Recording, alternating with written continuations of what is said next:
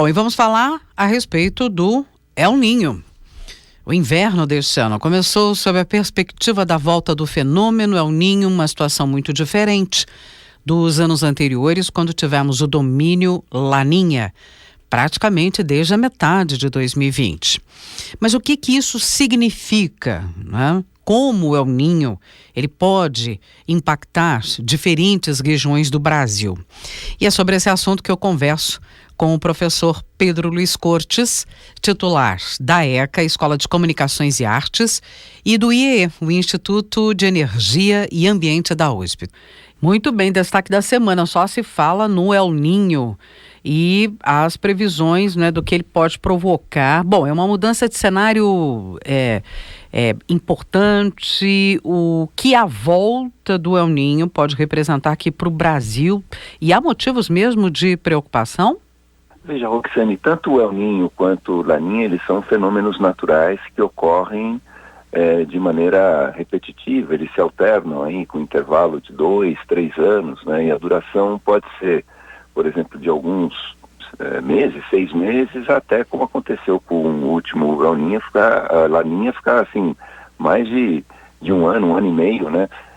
Nós tivemos, na verdade, 2 Laninhas consecutivos, tivemos um pequeno intervalo entre eles, mas pode-se dizer que exatamente desde a metade de 2020 até recentemente, nós tivemos sob os efeitos do Laninha.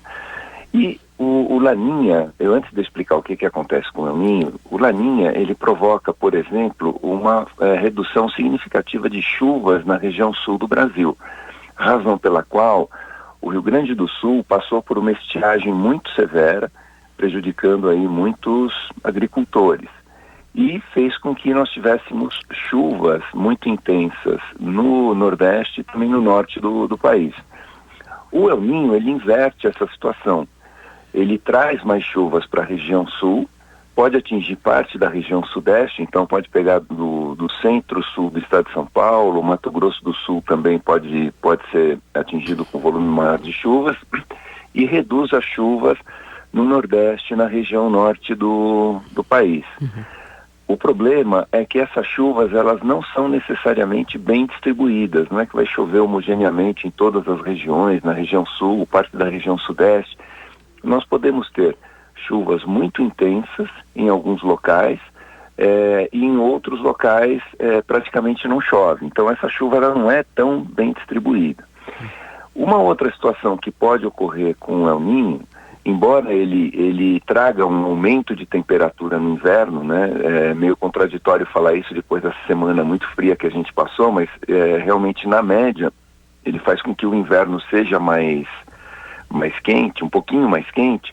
Ele pode gerar, por conta da maior umidade na atmosfera, ele pode gerar nevadas na Serra Gaúcha, em Santa Catarina. Isso não raramente ocorre em períodos de El Niño.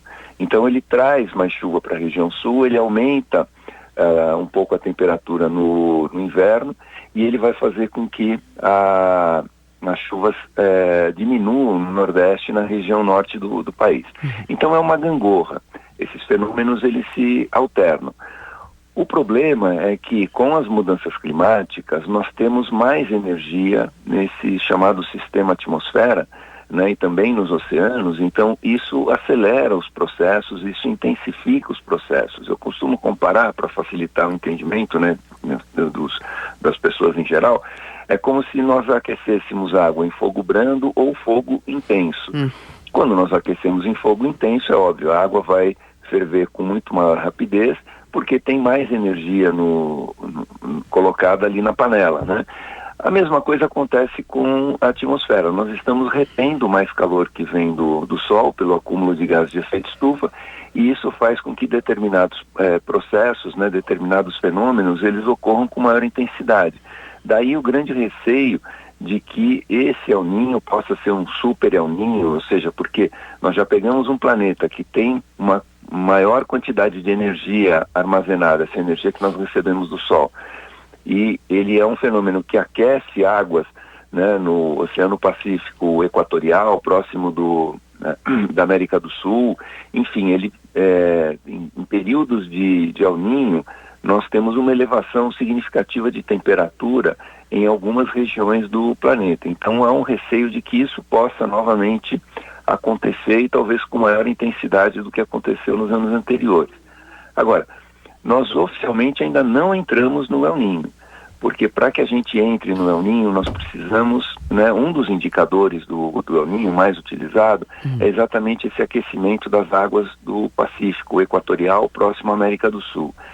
Quando esse aquecimento ele se mantém acima de um determinado padrão durante 3 meses consecutivos, aí sim, né, os institutos de pesquisa, eles cravam, falam, não, nós entramos efetivamente num período de El Niño, e mesmo assim há uma demora da atmosfera em responder a essa maior temperatura oceânica. Então o que nós estamos passando ainda é uma fase de transição, que é chamada fase de neutralidade, que ao contrário do que possa indicar, né, o nome, não é uma época de clima mais comportado, né? Na verdade, o clima ele se comporta de uma maneira muito extrema. Nós podemos ter chuvas muito intensas, como aconteceu, infelizmente, recentemente no Rio Grande do Sul, e podemos ter períodos de estiagem. Então, por exemplo, este mês, aqui em São Paulo, nós tivemos só 4 dias de chuvas e nós estamos até agora com déficit de menos 11% no volume previsto, né, diante do histórico natural da região. Então nós estamos diante de uma situação de clima mais seco.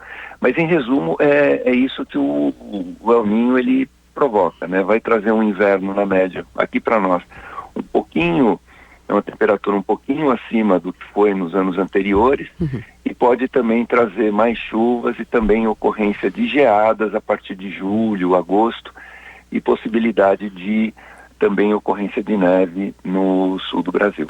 Agora, professor Pedro, e se a gente olhar mais próximo da gente aqui, a nossa região metropolitana de São Paulo? Bom, Roxane, nós estamos numa situação favorável no que se refere aos mananciais, porque nós tivemos um período chuvoso muito intenso no verão. Então, os nossos reservatórios, eles estão com um nível muito, muito bom, o que garante um abastecimento não só para esse ano, mas levando em consideração o consumo médio que ocorre, né, ao longo do ano, nós temos, vamos dizer assim, combustível para chegar até pelo menos a metade ou segundo semestre do ano que vem. Mas cabe aqui um alerta importante. Isso não significa que dê para a gente sair gastando água como se todo o problema tivesse resolvido, porque nós estamos alternando períodos de estiagem intensa com períodos de chuvas também intensas. Então, é previsível isso, é muito provável que a gente venha a enfrentar ao longo dos próximos anos períodos em que o nível dos mananciais esteja bastante reduzido. Então, se a gente consegue economizar agora, na verdade, a gente está guardando água para esses períodos não tão favoráveis, né? E o El Niño, ele vai trazer um volume, a tendência é que ele traga um volume maior de chuvas para os mananciais aqui de São Paulo, porque, embora o impacto maior dele seja na região sul, São Paulo tem sido afetado. Tem estudos que mostram que a recarga dos reservatórios, ela acaba ocorrendo de uma maneira um pouco mais intensiva nos períodos de El Niño. Os períodos desfavoráveis, né, os períodos nos quais ocorreram crises hídricas, foram períodos de Laninha ou principalmente períodos de neutralidade, onde nós não temos nem o El Niño, nem o Laninha. Cabe lembrar que no ano passado nós estávamos, por exemplo, com o sistema Cantareira num nível muito baixo, né, no segundo semestre do ano passado, final do primeiro semestre. Então é importante a gente ter isso em perspectiva para mostrar que essas situações elas podem se reverter rapidamente, ou seja, assim como nós tivemos a entrada agora de uma situação bastante positiva, infelizmente, em pouco tempo a gente pode voltar a um volume reduzido de chuvas. Perspectiva, né, só para finalizar, o El Niño ele deve entrar efetivamente agora em julho e deve seguir pelo menos até o início do próximo verão. Quer dizer, a tendência é que pelo menos ele chegue aí até o final do ano, e isso pode trazer mais chuvas não necessariamente bem distribuídas aqui para a região metropolitana de São Paulo. Vamos acompanhar. Professor Pedro Luiz Cortes, titular da Escola de Comunicações e Artes, titular da ECA, do IEE.